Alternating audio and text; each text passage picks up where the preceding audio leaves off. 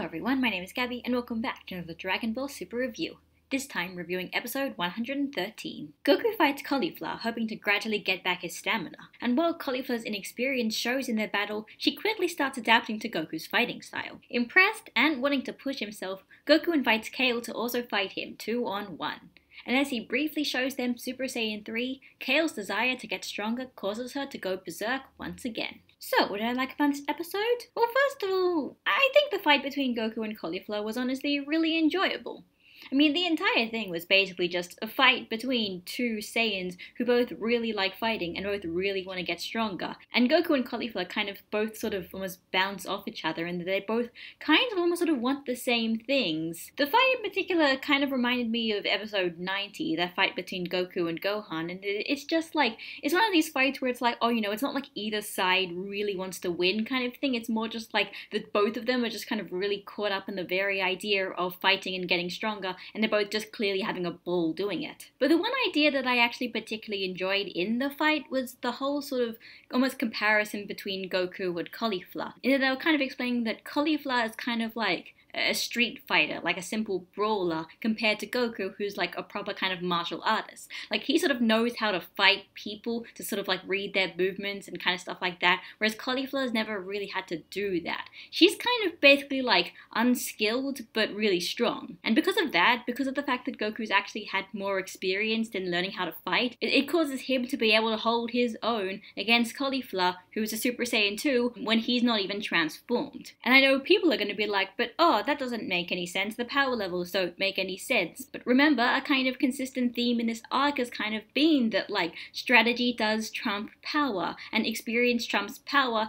and power levels are bullshit, and let's just throw the power scale out the window. And that concept can lead to so many more interesting stories, so I'm really glad they brought it back this episode. Also, I found it kind of interesting sort of looking and hearing about sort of Champa's strategy. This sort of idea that, like, now Champa basically wants to win by having the most opponents left by the time the tournament is over. So really what he wants to do is basically get like all of his Universe 6 guys to basically just like knock off everyone else, but in particular the Universe 7 people. He's not trying to win by a decisive victory. But I think the thing that I found interesting about this was kind of the way that this strategy sort of revolved around Goku, in that like theorists were sort of saying like, no, you can't get rid of Goku because Goku's the only one who could defeat Jiren. But Champa basically retorts by saying, you know, we don't need to even defeat Jiren to win. Universe 11 only has 3 people. We have more than 3 people. If the tournament was to end now, we'd actually win. And in fact, yeah, Universe 7 or Universe 6, anyone could win without having to beat Jiren in the first place. And that's honestly a really interesting kind of strategy. And if that ends up being a factor at the end of the tournament, that's going to be really interesting. Just the very idea that you can win not necessarily by being the strongest, but by having the best plan. That's honestly a really interesting conclusion. As for what I didn't like about this episode, well, I mean, it's not like a proper like criticism, but it just kind of bugs me a little bit, and it's just a little bit lame that, like,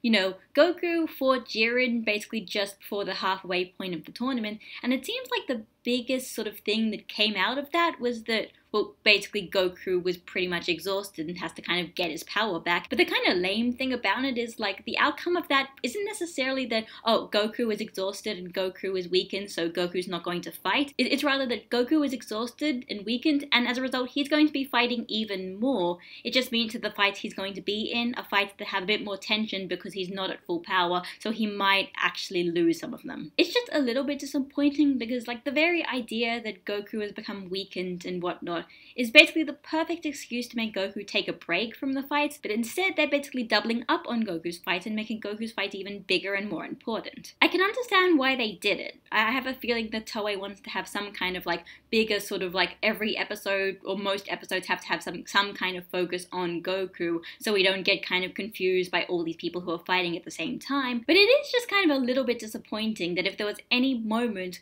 where we could have had some fights with some of the other members of Universe 7, and those fights could have been like the big important fights, it could have happened now, but instead it seems like the big important fights are still Goku's fights, and the fights that everyone else are doing, like Vegeta and Gohan and Piccolo, those fights seem to be kind of the B plots that aren't really that important. So as for next episode, well, Goku's fight between Caulifla and Kale continues, and there are 2 kind of curious things about this episode. One of them is just sort of the question as to whether or not Kale can actually control her berserk form in the first place, because it seemed like she was able to control it in episode 101. But the other interesting thing is that it does seem like they have another trump card up their sleeves.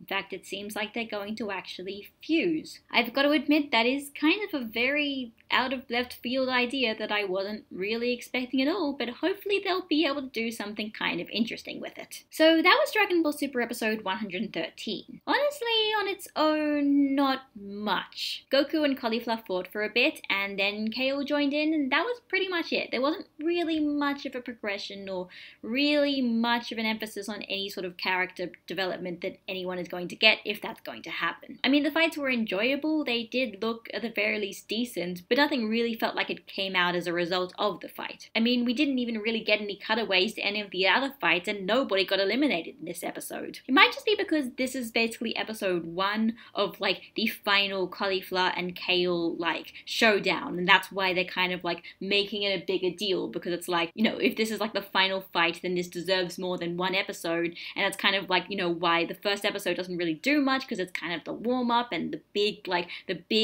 thing is going to happen like next episode and the episode after that. I guess it just of course kind of makes it hard to judge an episode like this where not much really happens other than just like maybe building up to the next 2 episodes. So I'm not really sure.